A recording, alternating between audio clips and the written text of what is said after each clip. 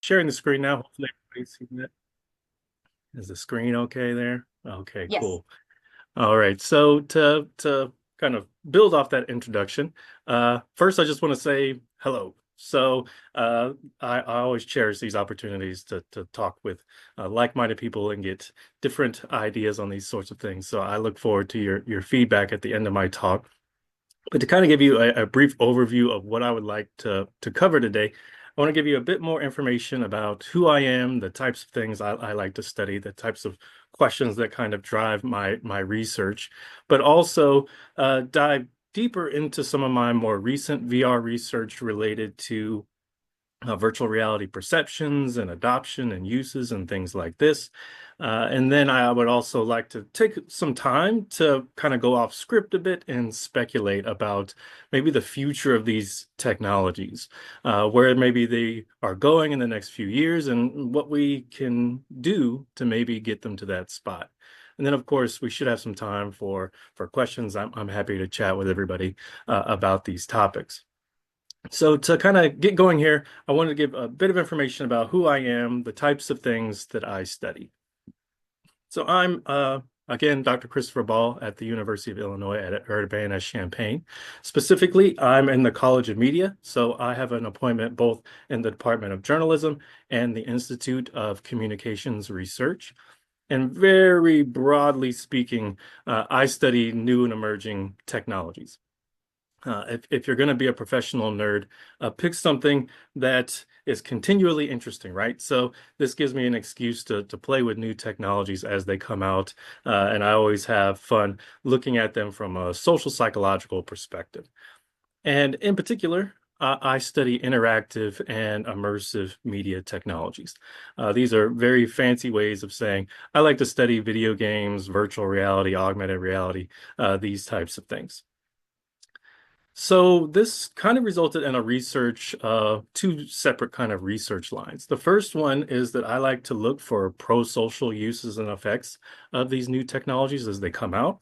They're here. How can we maybe leverage them in positive ways to bring about positive change in society? In other words, how can we maybe use them to make the world better?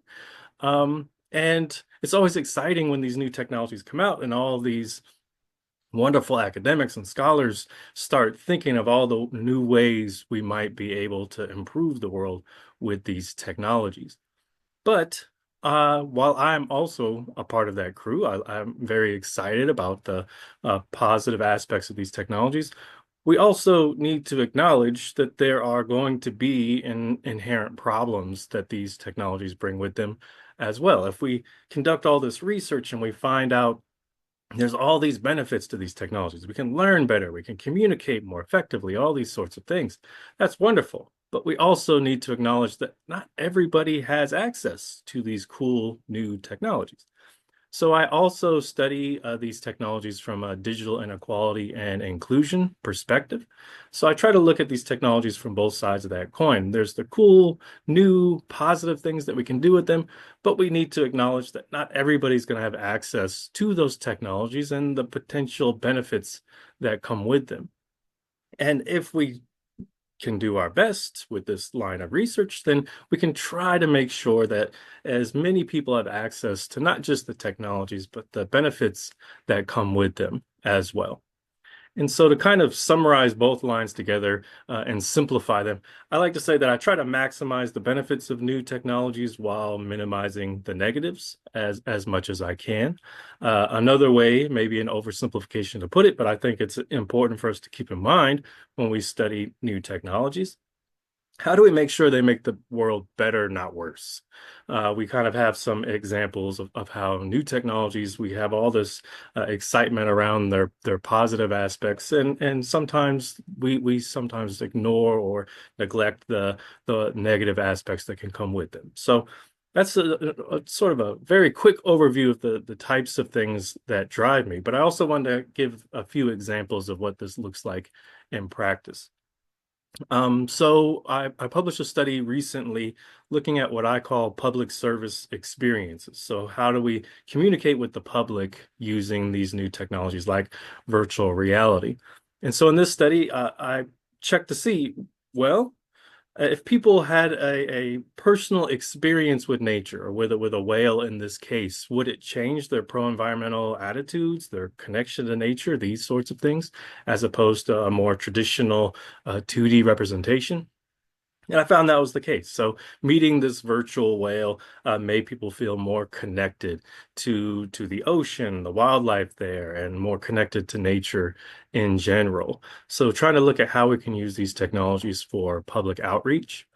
I've also looked at comparing augmented and virtual reality in educational contexts, teaching students about the solar system.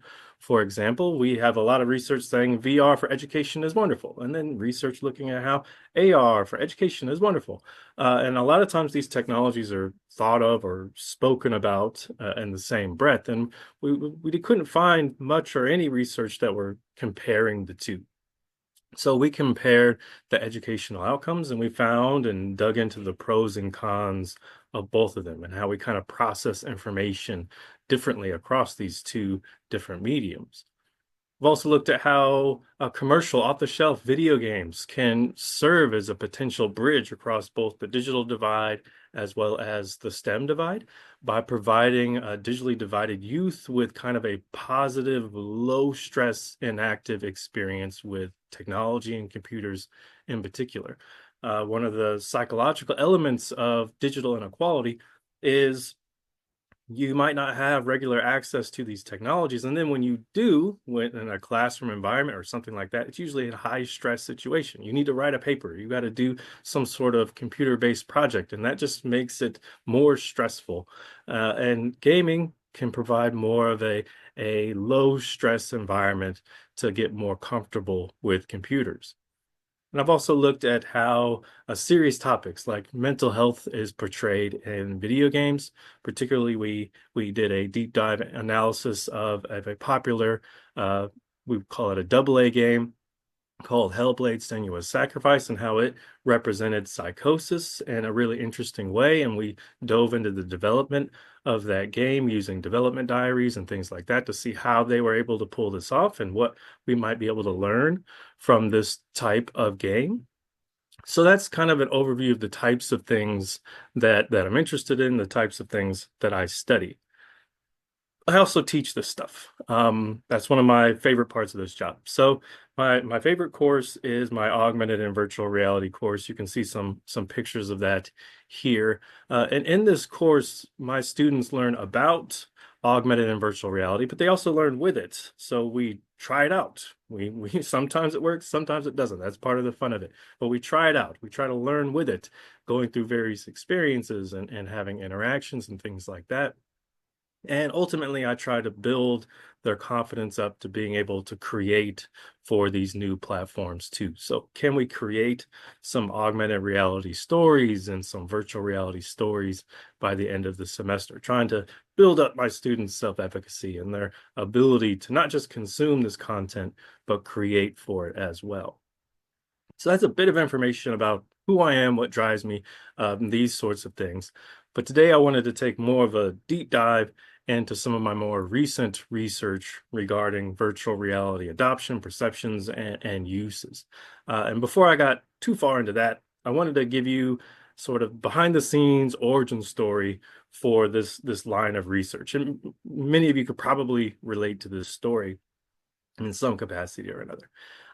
So I had just gotten my PhD in 2019, and I accepted this job at the University of Illinois as my dream job. I'm going to get to study augmented and virtual reality and teach students about augmented and virtual reality. This is wonderful.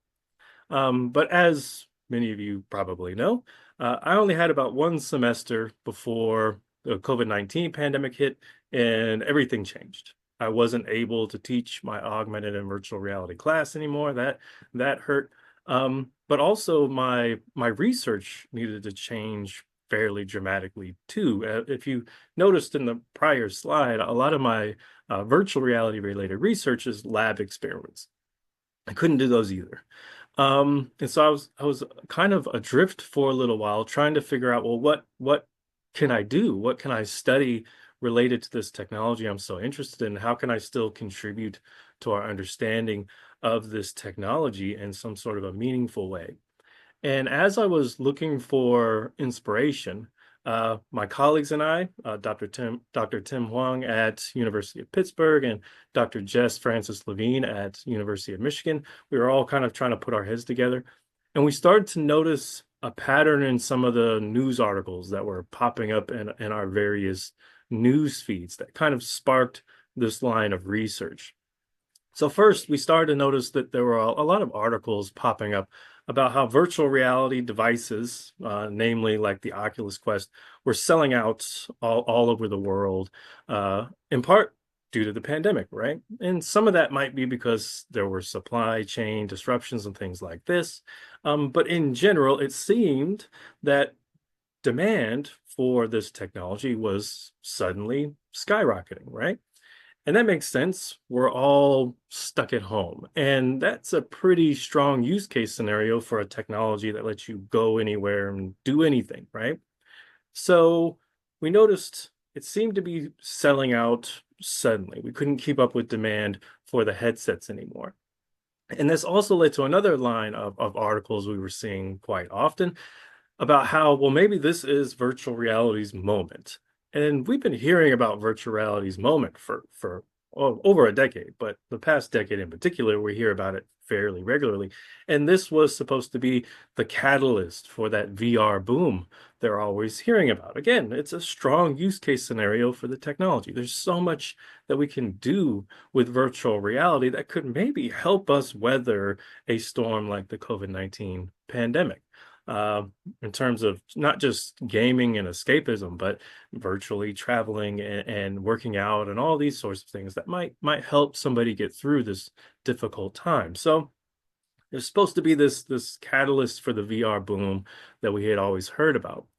Then we saw another line of articles that were also using it for different stuff outside of the normal gaming applications.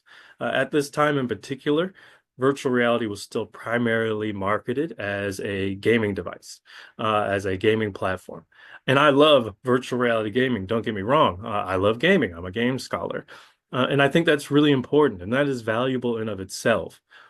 But virtual reality is more of a new type of computing platform, and it can be used for pretty much anything that we use a computer for today.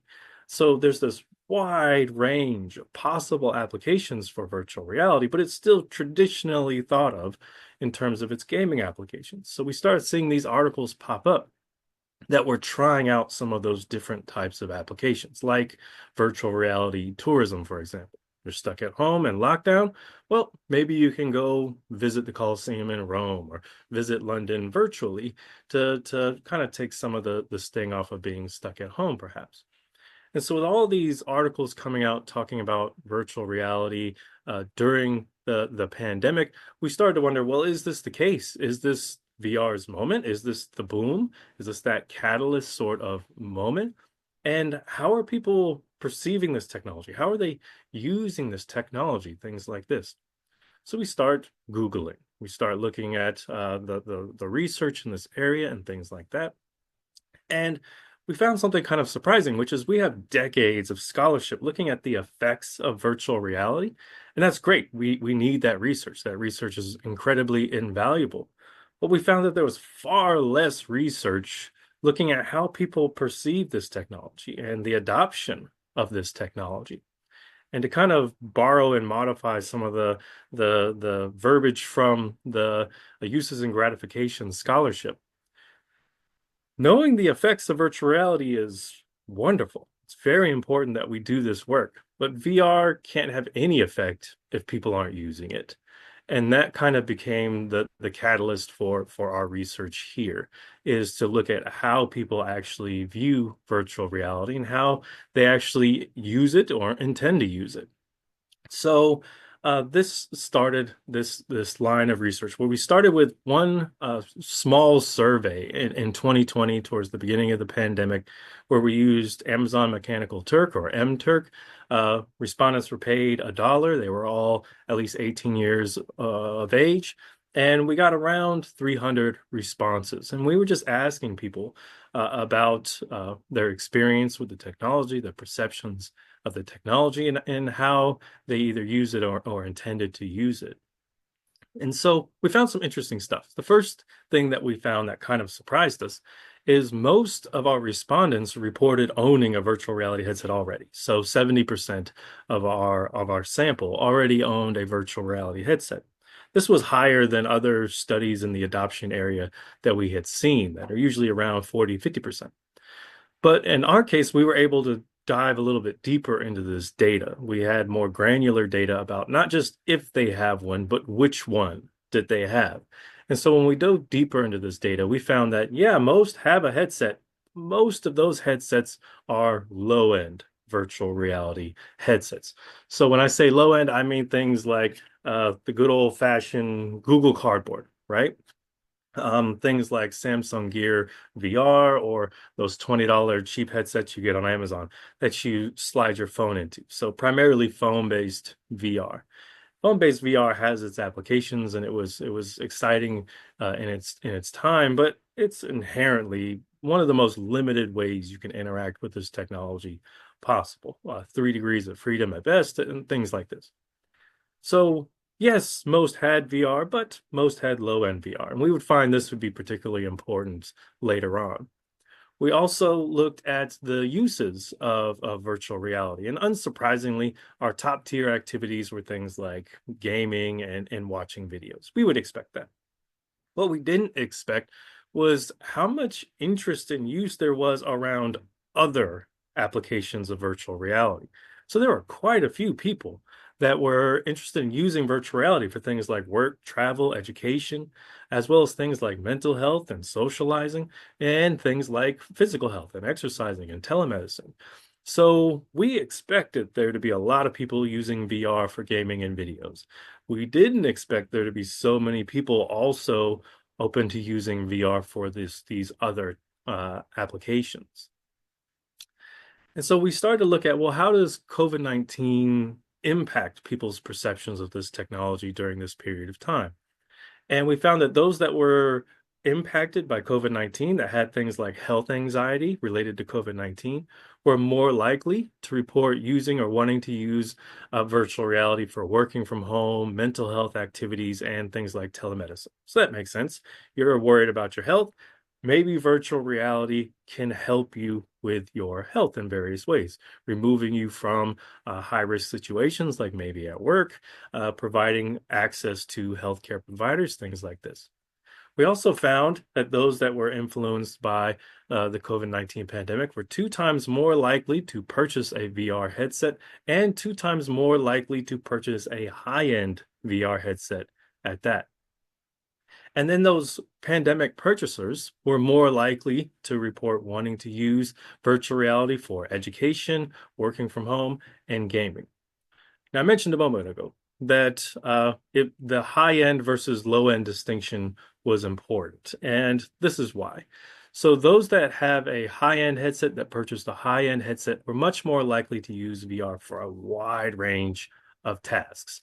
So, we have tasks like uh, gaming and watching movies, but also things like socializing, working from home, mental health, physical health activities, as well as telemedicine. So I mentioned that I look at prosocial effects of new emerging technologies like virtual reality. And I also look at them from this digital inequality and inclusion perspective. And this is what I mean. So when we look at the digital divide and the digital inequality literature, we found early on that it's not just about having access to a technology, it's about having access to a good version of that technology, feeling comfortable with that technology, things like this. And this is an example of one of those kinds of digital divides where just having access to VR, maybe a Google Cardboard, isn't really enough to reap all the benefits from that technology. Instead, it's having access to high quality VR that seems to unlock a lot of these beneficial uses. And so this is what we need to look at when we look at these new technologies from this perspective. Just like with the internet beforehand, it's not just having access to the internet. You might have dial-up and it's horrible. It's having access to broadband internet that really starts to unlock those benefits. So based on this first survey, it would appear that the pandemic resulted in some sort of small VR boom in 2020. And one of the interesting things we kind of found is it was more than just increased adoption of the technology. It was also uh, unlocking this kinds of interest in diverse uses of the technology. And I thought it was really important that we drive this point home that VR can be used for a lot of other things, and people appear to be open or already using VR for wide ranges of tasks. But we have more questions remaining, right? That doesn't stop there. We have questions about the long-term use of VR. Some sort of problems were emerging. There were reports coming out and news articles coming out about how people were buying these virtual reality headsets and then they were sitting in a closet somewhere gathering dust. So people bought all these headsets at the start of the pandemic, but now people aren't using those headsets in the long term. So to kind of articulate that point, one of the reports we found says that about 26% of US teens report owning a virtual reality headset, but only about 5% of those actually use it regularly or daily. Um, and we also wanted to see how maybe those attitudes were changing over time as the pandemic was changing. So the pandemic was turning into an endemic and things like this. And we wondered, well, maybe the influence that we saw of COVID-19 on people's perceptions of this technology might wane over time.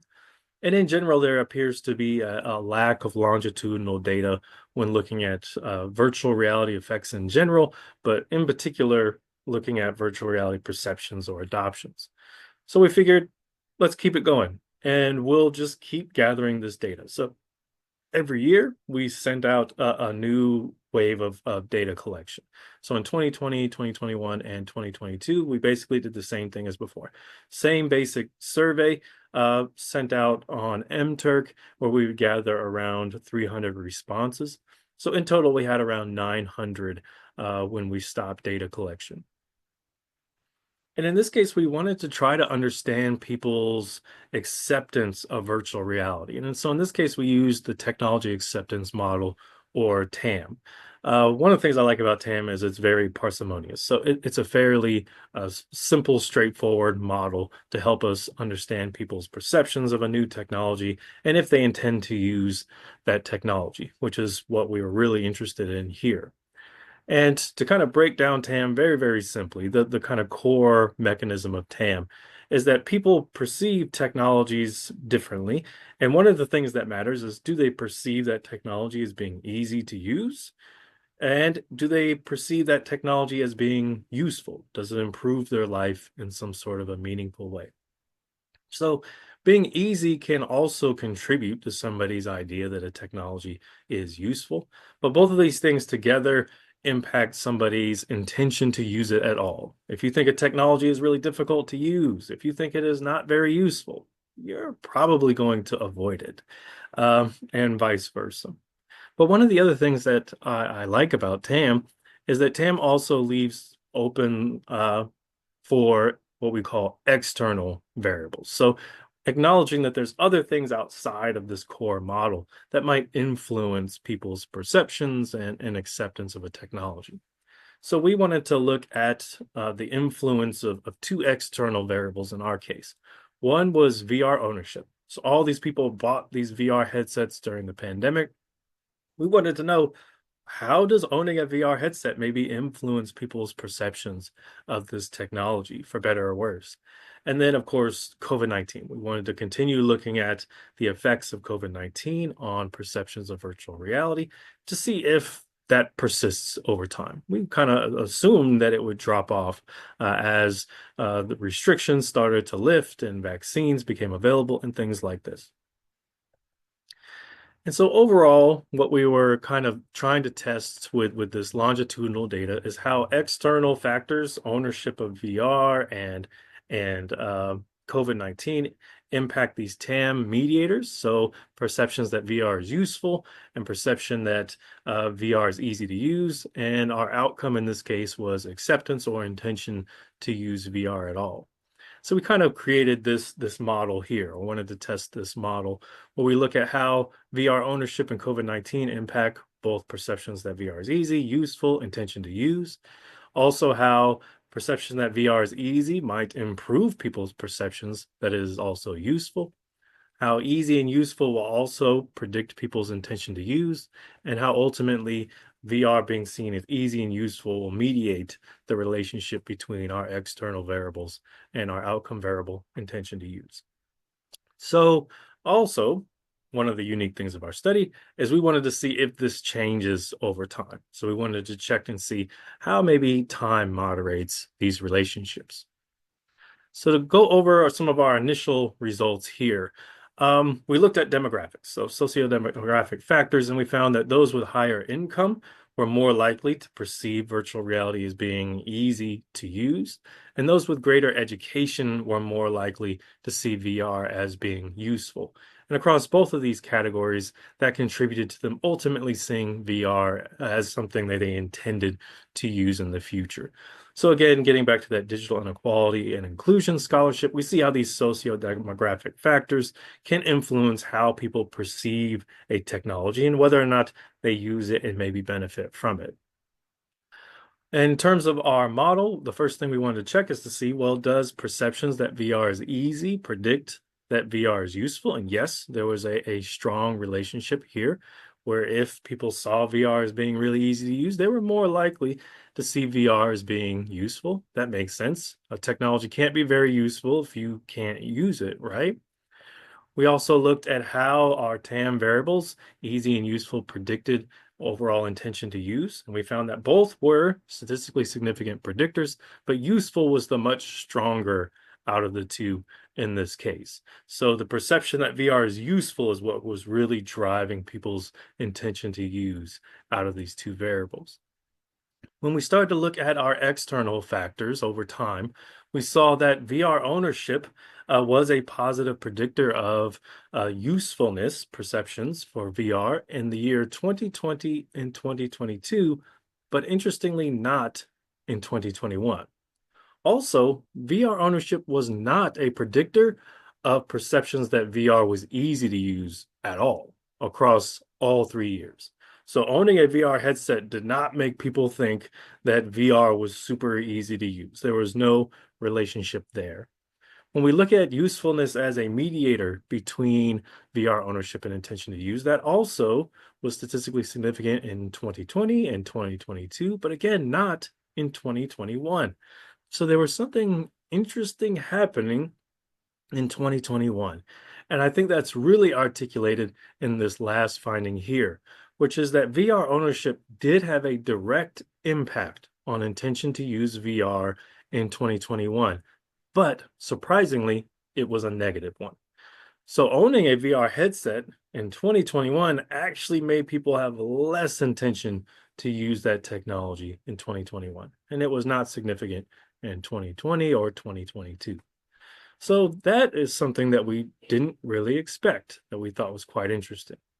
When looking at COVID-19, we see that COVID-19 was a positive predictor of perceptions that VR was useful across all 3 years, that usefulness was a mediator between COVID-19 and intention to use across all 3 years, and also being easy to use was a mediator across all 3 years.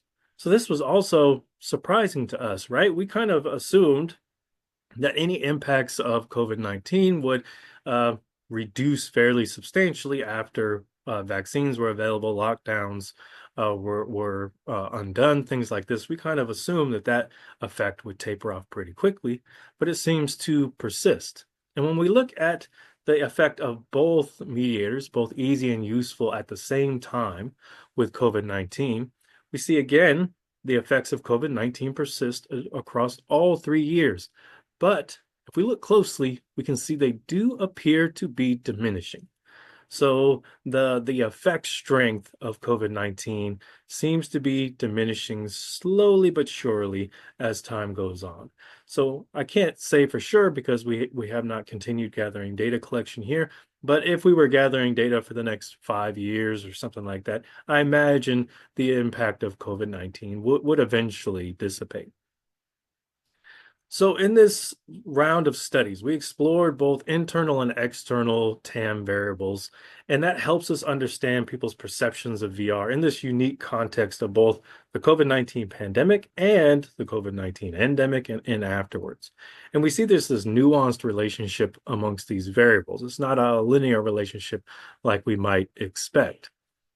And VR adoption or ownership was not linearly associated with these TAM variables and acceptance in particular, or intention to use in particular. VR ownership did not predict ease of use perceptions of VR. Adoption or ownership did not predict usefulness in 2021, and it was a negative predictor of intention to use in 2021.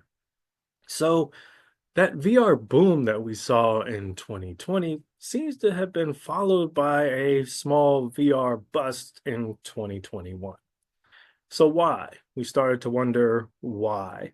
And one of the things that we kind of stumbled into is the Gartner hype cycle. Many of you have probably heard of this before. If you are interested in new emerging technologies at all, this comes up a lot. Every conference I go to, somebody brings up the Gartner hype cycle. To kind of quickly introduce it to you all that are not familiar, the basic idea here is that a new technology comes out, there's some sort of technological trigger where that technology is now possible. People think that technology is going to change the world. It's going to change everything. And this is what we call our peak of inflated expectations, where we think this technology is going to revolutionize everything. But then we get our hands on it and we realize it's not quite as good as we thought it was. And then we kind of fall into this trough of disillusionment where we think this technology is not going to change the world. And in fact, this technology sucks. Nobody's going to use this. This isn't changing the world. But then over time, we start to figure out what it is good for. We have more realistic expectations for how that technology might be beneficial. We start to move up this slope of enlightenment. And eventually we hit this plateau of productivity where this technology is adopted or accepted and integrates into our lives in a more realistic way. So this comes up a lot because it's really easy to map whatever technology that you're interested in onto this, right? So AI right now is one of the hype cycle types of technologies that we could probably map onto this.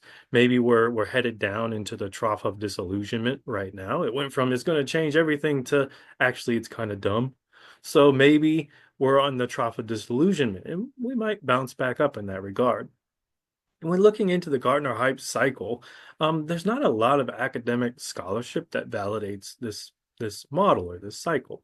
We thought maybe it was useful to kind of map our data on. Maybe what we were seeing is that in 2020, people had this high expectations that VR was going to rescue them from the pandemic in some way, and then they got their hands on it and realized it's not nearly as good as they thought, maybe not as useful as they thought. We hit this trough of disillusionment in 2021. And then in 2022, we have that kind of bounce back where people figured out, well, yeah, it's not going to completely save me, but from all my troubles, but it is still useful in these various ways. But one of the things that kind of uh, interested us about this hype cycle and virtual reality in particular is virtual reality has been around for a long time. At this point, we're going on a decade of consumer grade virtual reality. And I mentioned at the start of this, we're always talking about the VR boom that's going to be coming our way and the metaverse and other related sorts of concepts that are always popping up and then kind of disappearing, but then popping up again, right? And so virtual reality has persisted despite setbacks. It has persisted. We have consumer examples even before this recent consumer wave. It seems to keep coming back. It's a very sticky technology that most would fail and just sort of disappear or be consumed by another technology. And so we started to wonder and speculate. Maybe in this case, we're not looking at a hype cycle. Maybe what we're looking at are hype cycles that are happening continually over time in this particular space with this particular technology. And so again, this is kind of thinking out loud and speculative. But if we had data for earlier on, people's perceptions of VR early on in this recent consumer wave. For example, maybe we have data in 2013 when the Oculus Kickstarter happens and VR is looking like it's finally going to be real. And then in 2016, you could go into a Best Buy and you could buy an Oculus Rift. So this is a big moment. 2019, we have a wireless, untethered virtual reality that dramatically simplifies virtual reality use. So every few years, VR kind of has a big step forward. And maybe if we had data for this period of time, maybe we would see this kind of cycle repeating. As VR takes a big step forward, that excitement goes up again, but so too do the unrealistic expectations. People get their hands on it, they realize it's not as good as they thought, but it's still pretty good. It's still pretty cool, and maybe it's useful for some other type of application. So overall, with this line of research, we kind of posit that we can't really focus on just virtual reality adoption or just purchasing a virtual reality headset. It's not enough. We also need to examine virtual reality engagement. Are people actually using the headsets after they buy them? What ways are they using these headsets? Which ways do they want to use these headsets? And these fluctuating perceptions kind of indicate areas of improvement. Over the decade I've been studying this technology, it has gotten a whole heck of a lot easier to use. But as somebody who teaches students this technology and has to manage a classroom full of students in VR, it is still not easy. It still has plenty of friction points and things that can be troublesome or problematic that might be enough to get somebody to put that fancy new VR headset into a closet somewhere. We also need useful applications and scenarios for the technology, right? So the TAM variables that are important are is it easy, but also is it useful? And gaming is awesome in VR, but is it enough to kind of put VR up over the top and lead to that kind of mass scale adoption and engagement? As we've seen so far, not really. There's got to be other useful applications for people to justify both the money commitment, but also the time commitment to use this technology. It's not as quick, it's not as easy, and it's not as useful as something like our phones. I point out how we're all fine spending $1,000 plus on our phones, but then we hesitate to spend $500 on a VR headset. Why is that? It's because our phones are extremely useful. We don't have to make that case. We know how useful this device is. We also know how easy it is. So it's less of an ask than it is for a VR headset. So we need to examine adoption and engagement, and we might need to do it over time. This might not be a one and done situation.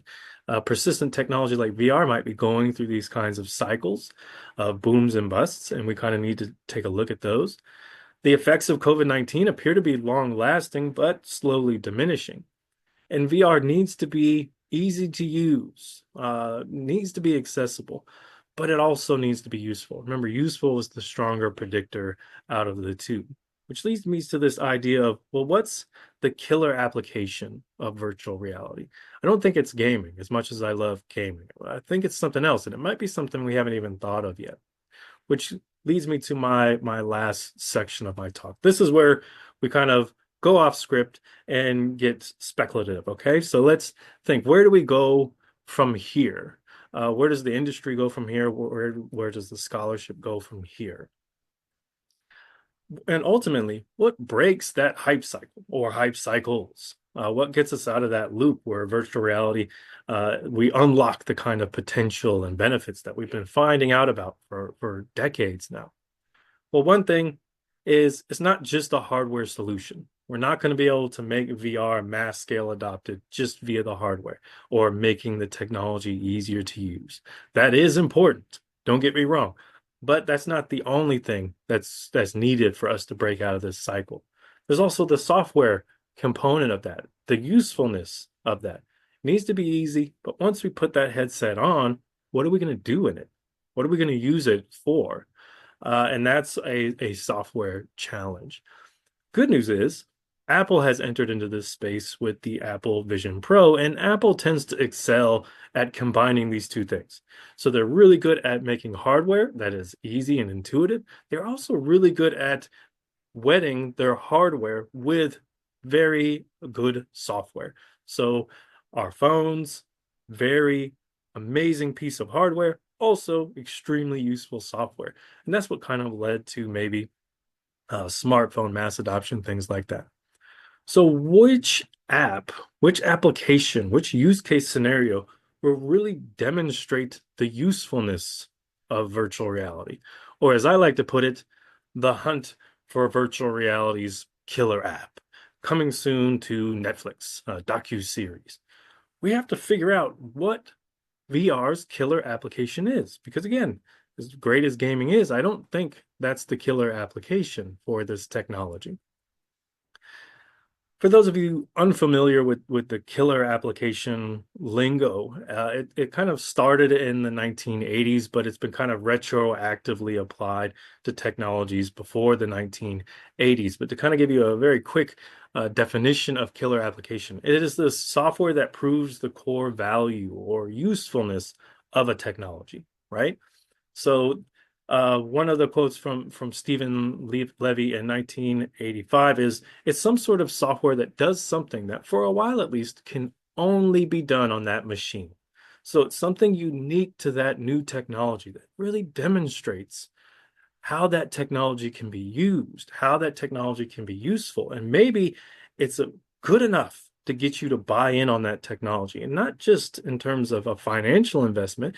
A lot of times these new technologies, we have to learn how to use them. Maybe we have to unlearn how we did something before and relearn how to do it using this new technology. So I like to use the Apple II personal computer as my example here for a number of reasons. One is it's extremely difficult to predict a killer application for an emerging technology. Apple demonstrates this because Steve Jobs, Steve Wozniak, when they were originally designing the Apple II computer, they thought it was going to be something that catered to nerds. So computer enthusiasts and demographics like this that would want to tinker with a computer. They also thought it was going to be used to store recipes in people's kitchens. Now, they were way off, right? We use computers for way more than that. We use them for everything now. So how did we get from a device to store recipes in the kitchen to a device that all of us use all the time, every day? It has impacts on every single aspect of our life. How did we get from there to here? Well, one of the ways we got there was via the first example of a killer app on computing. The original killer app is called VisCalc. So essentially, this was a very early Excel spreadsheet. And this Excel spreadsheet type of software had tremendous implications for personal computer adoption at the time. I try to articulate this with some quotes about VisCalc from back in the day. Doug Green said that it was reason enough for owning a computer. So that's the type of thing that's associated with a killer application, is it justifies the purchase of some new fancy, in this case, personal computers were extremely expensive. Adjusting for inflation, that could run you 10 grand, 40 grand, something like that.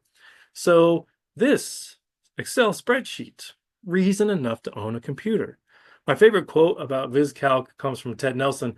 VisCalc represented a new idea of a way to use a computer and a new way of thinking about the world. Can you imagine thinking and saying something like that today about Excel spreadsheet? Probably not. But this essentially Excel spreadsheet changed everything. It changed the way we thought about computers. So imagine if you have to keep a levy, you have all these papers in front of you and you change one number over here and now you have to erase the whole page and redo it. Well, in this case, you can make a change in one cell and it would have that ripple effect and be recalculated through other cells. This was magical at that period of time. And so this piece of technology also unlocked an incredibly useful element of personal computers. It unlocked the ability for people to work from home. And suddenly, this very high-end, difficult to use, very expensive computer that people weren't even sure that they wanted unlocked a usefulness that made it so common today, working from home. And I try to tell my students we're going to have to time travel intellectually for a little while because there was a period in time where a personal computer was a tough sell. Why would we need a personal computer? What's the reason? Why would I spend the time to learn how to use it or the money to buy it? That was a tough ask. And programs like VisCalc and word processors unlock that ability to work from home, and suddenly that proposition seemed a lot better. So what's VR's killer app? What's the application that would get people that are skeptical of VR right now to see the potential in that technology that people like me that work in this area already know? Well, Apple calls it spatial computing. When they were introducing the Apple Vision Pro to the world, they were very careful to avoid some of the traps that other companies have fallen into. They did not talk about it in terms of its gaming performance or anything like that. They avoided the gaming discussion almost entirely, and they focused more on the useful applications of the Apple Vision Pro, and they called this spatial computing. So trying to think of virtual reality in a new way, a useful way. You're going to be able to check your email and you're going to be able to check into a hotel, all these kinds of useful applications that we see here. And I was really excited because working in a journalism department, journalism was also represented in this intro to Apple Vision Pro. They had this piece about the Waco Theater Center in North Hollywood, this really cool art exhibit that was highlighting Black women and underrepresented creators in the community. But as I was looking at this, I had the thought about killer applications. And what makes a killer application is it useful and is it unique? And I looked at this Los Angeles Times piece and I thought, is this useful and unique? In essence, this is a web page, but bigger. So I'm going to go through all the hassle of putting on this headset and strapping this battery bank to me and setting it up for my face and my eyes and making sure it's charged and all these sorts of things to look at a web page, but bigger is probably not enough to get people to buy into this technology because I could read this same news article on my phone in a minute. I could have it pulled up, I could read it, and I could be done. And this leads us to one of the challenges when thinking about these technologies is we kind of think about them in terms of the technologies before. So we think about them in terms of two-dimensional screens that we're used to working with. But virtual reality, we can do so much more than this. So what I want to do is I want to look at a news article about the Waco Theater, and I want to be able to pull a piece of art out of that piece. I want to be able to click on a picture of one of these art pieces, and I want to be able to pull it out and rotate it in my hands. Or maybe I get to put it on my coffee table or attach it to a wall in my room, something like that. I want to be able to interact with that art or the artists in a new way. Or maybe I click on a hyperlink and I go to the Waco Theater. And that's what I did here using a different virtual reality application program. I couldn't go inside, but I can look around and I can see this cool retro gaming dive bar over here. I want to be able to go there. I want to be able to walk through the theater. I want to be able to hold those objects, to see that art. And so to think of useful and unique applications of virtual reality, we kind of have to change our thinking on what are we going to use it for? How are we going to use it? How are we going to communicate with it? And so one of the things that I teach my students is how to create content for virtual reality. And we primarily use omnidirectional cameras or 360 cameras like the one that you see here. And these do spherical captures of entire environments. And then you can plop a user into the middle of that sphere and it can approximate a virtual visit or experience. And one of the reasons why we use this is it's relatively cheap, relatively easy way to produce virtual reality content, but it's still buy-in, right? You still have to learn how to use it. You still have to buy the camera, buy the headset, things like this. And this makes me think to the internet, the early days of the internet and things like this, where one of the things that was really a killer app for the internet was YouTube. People creating and capturing their own lives and posting it up online and things going viral and us communicating in a new way with these new tools. It kind of democratized our ability to tell stories and to create content. And so right now, virtual reality doesn't have really its own version of that. It's still not easy to produce content for this platform, whether personal or public.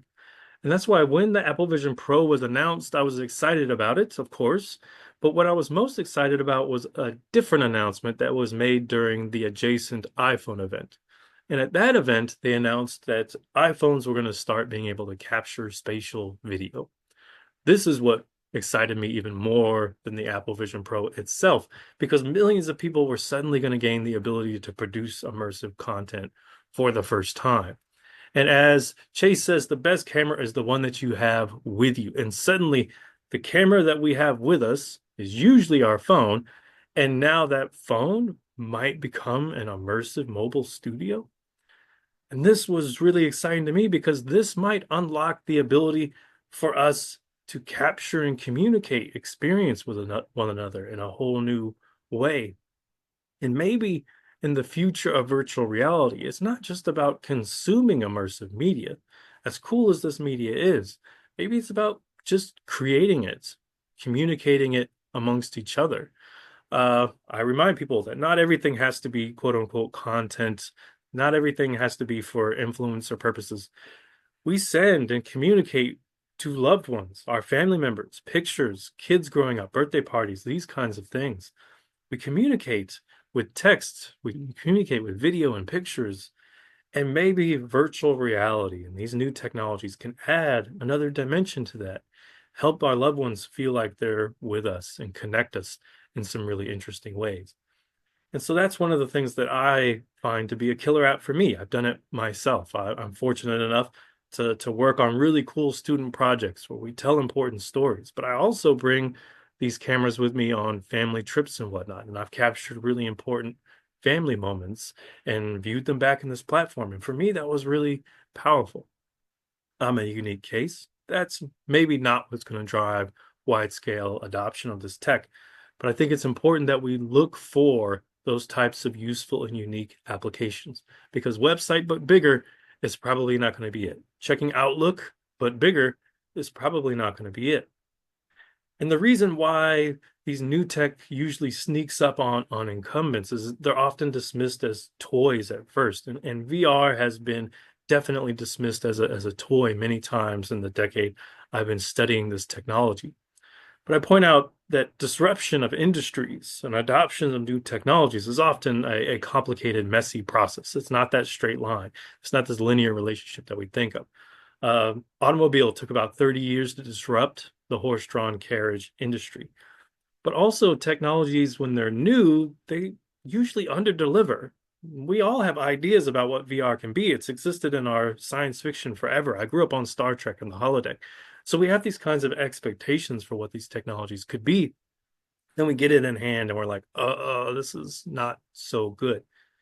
That's normal. When new technologies like this come out, they're oftentimes going to underdeliver. When the telephone first came out, it was only able to transmit a voice a few miles. And that meant a lot of industries passed on the telephone because they couldn't see it as being useful. Because why? I can only contact somebody a few miles away, and I work in the railroads like Western Union. This is pointless. So industries pass on it. But then it develops, it matures. We figure out different ways to use it. We solve some of the problems that might exist. And then suddenly it becomes, or it seems to sneak up, and then suddenly it's really disruptive. And I think VR has been kind of humming under the surface, getting better, but we still need to figure out what are we going to use this for. So overall, disruption takes time and adoption is not linear. But I think one of the biggest challenges ahead of us is we need to figure out what that killer application is. What's that killer use of this technology that really makes people see the potential in this technology that people in the industry have known about for a while? I can see virtual reality impacting any sector or field that currently uses a computer, but it's not. And it's because we haven't built those experiences yet. And so they're also hard to predict. We don't know where that killer application is coming from. I wouldn't have guessed it was Excel spreadsheet for the Apple computer, and who knows what it might be for virtual reality. So I'm really excited to find out with everybody else as this technology continues to grow and develop. And so with that, I thank you so much for your time and coming to listen to my chat. And I'm happy to answer any questions that you might have to the best of my ability. Oh, we only have 2 minutes left. I went long. I apologize. Thank you so much, Chris. Thank you for the amazing talk. I personally enjoyed it. We have two apologies for people who left due to having other meetings, but the floor is open now. If anybody had any kind of questions that they want to share or ask Chris.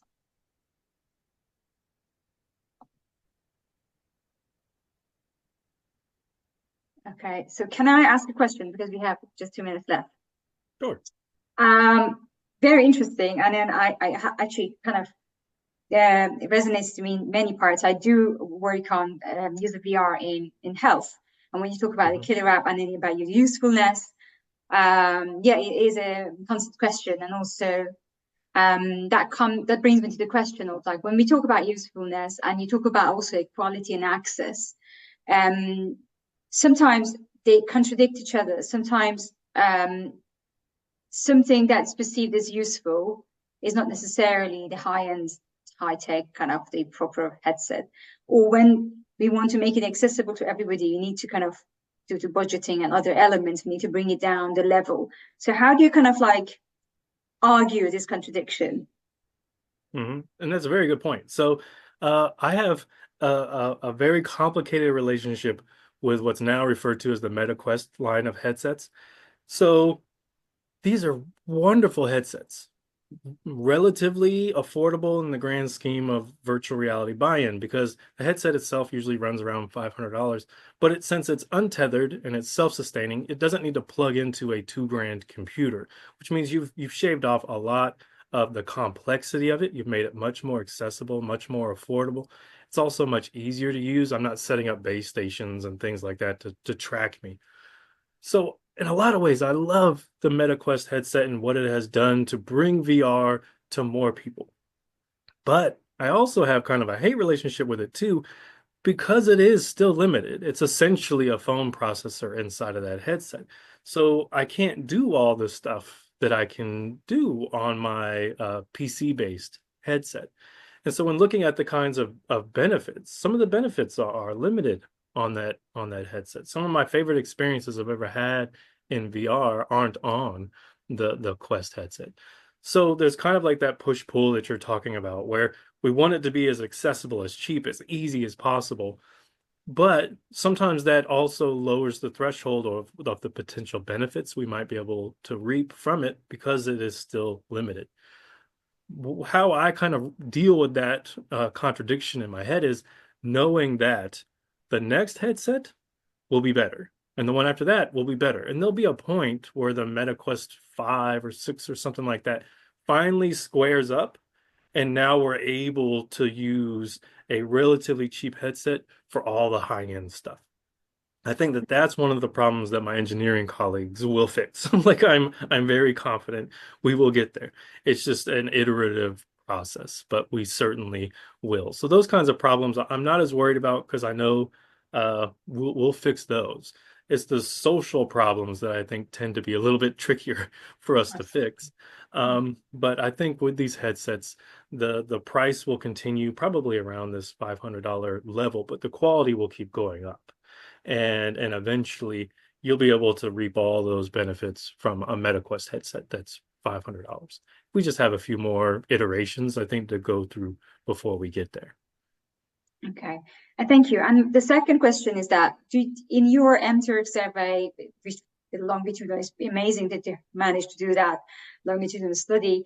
Did you kind of find any insight into different generations or genders? Was there anything specifically kind of highlighted in the survey based on these kind of other elements, characteristics? Well, we were kind of surprised. We thought there would be more sort of socio-demographic sort of differences along lines of like gender, but we didn't. The only two that we found that emerged as being important were income and education as being big influencers of people's perceptions of this technology. So surprisingly, it wasn't like gender, ethnicity, or anything like that. It was those income and education that really seemed to improve people's perceptions of the tech and their desire to use that tech. And we were kind of surprised by that. We thought there would be more of those factors that activated, but Mm. it was just those two in this case. And it could be different. We were surveying essentially an online population. MTurk population is more representative of the online user group. So if we had more of a generalizable Mm. sample that included people that maybe are offline, then I think maybe some of the more of those differences that you mentioned probably would have activated. We suspect. So our hope is to one day be able to do this again with a more generalizable sample is kind of what we're hoping. Thank you so much. Anyone else wants to share something, or there are some um, in chat area, there's some kind of points. Um, yeah, Hello, can I just ask a question? yes. Yeah, I know it's very, I will make it quick. So constantly thinking about the use of VR technologies for the patients or people with disabilities.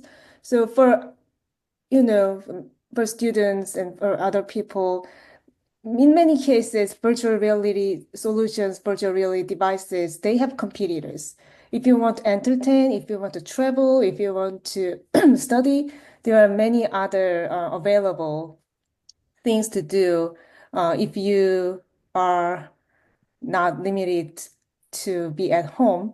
But if you have physical disabilities, then they need to use virtual reality devices. They need to use that for entertaining or other cases. But why these kind of necessities are marginalized in virtual reality industry?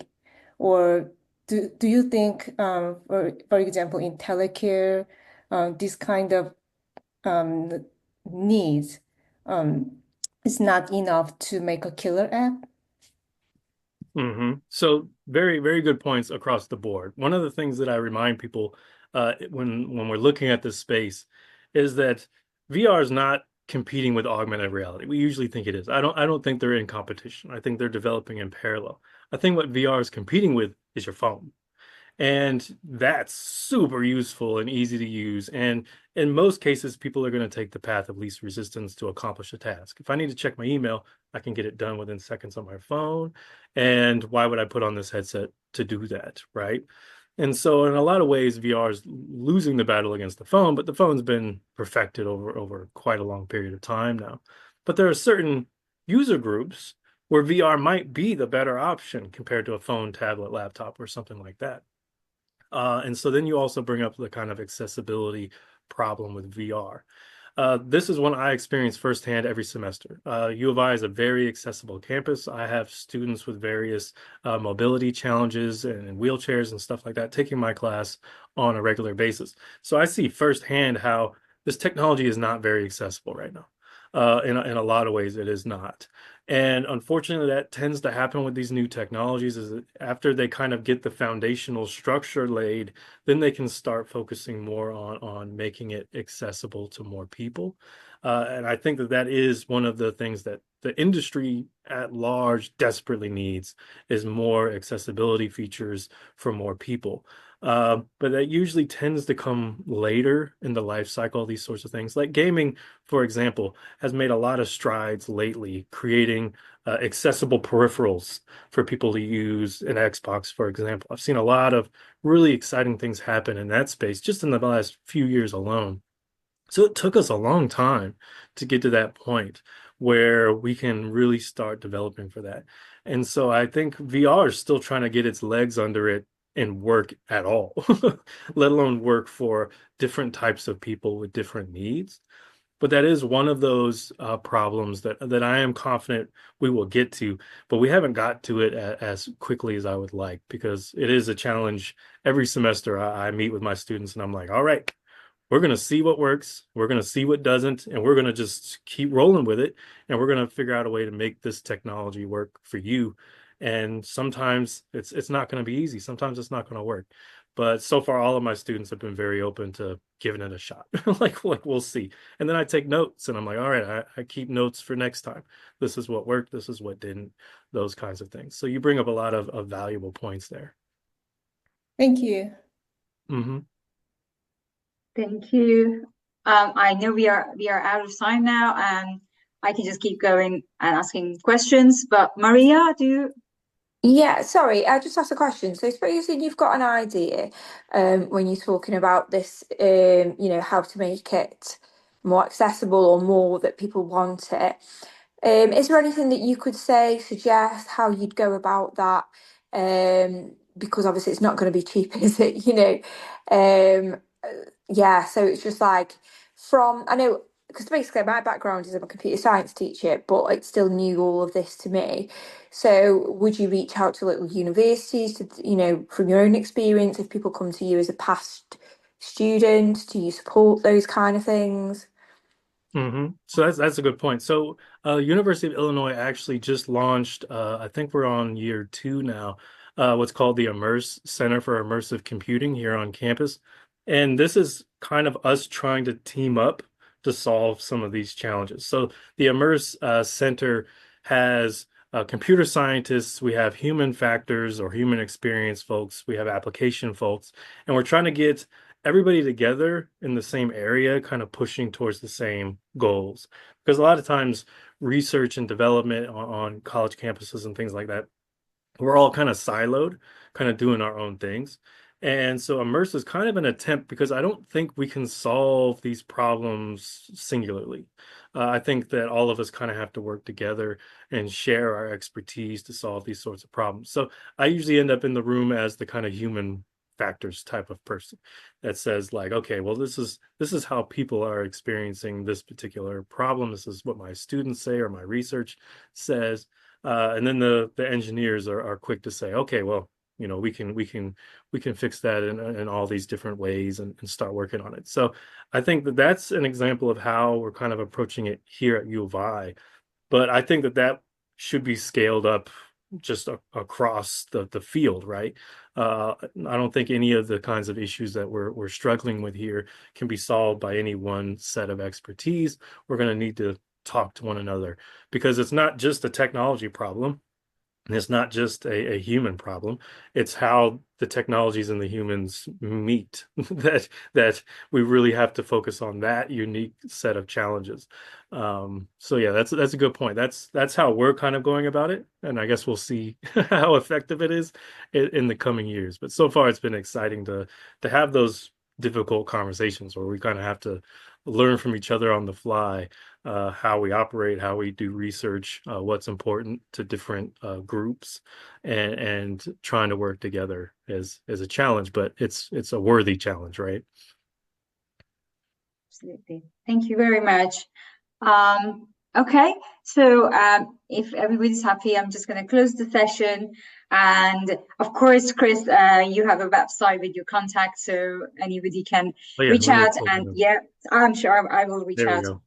Yeah, there you go. There Thank you you very go. much.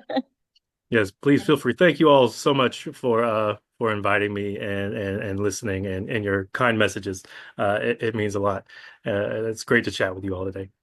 The same. Thank you so much for accepting our invitation, and hopefully we'll see you in another event very soon. Thank I you. hope so. Take care, everybody. Thanks.